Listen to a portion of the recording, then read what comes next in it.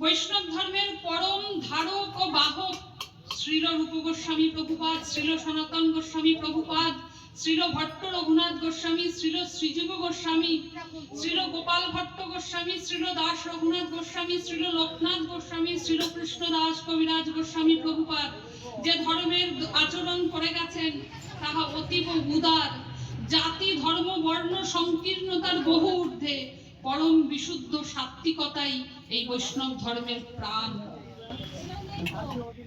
ভক্তের ভাবনায় ভগবান সুন্দর, ভক্তের ভক্তিতে ভগবান বশীভূত, ভক্তি পরম পুরুষার্থ, ভক্তি পরাবিদ্যা, ভক্তিপূর্ণ হৃদয় ভগবানের বৈঠকখানা।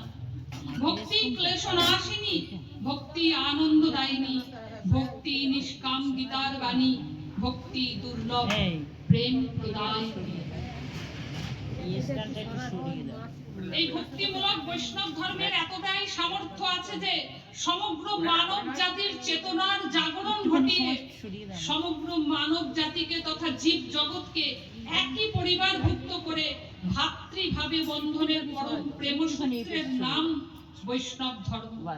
এই ধর্ম অস্পৃশ্যতা মানে না, সর্ব আরাধ্য সর্বাশ্রয় ভগবানকে পরম আপন মেনে, ভগবানকে পরম আপন জেনে যে কৃপাময়ের শরণ নেয় সেই পরম পবিত্র।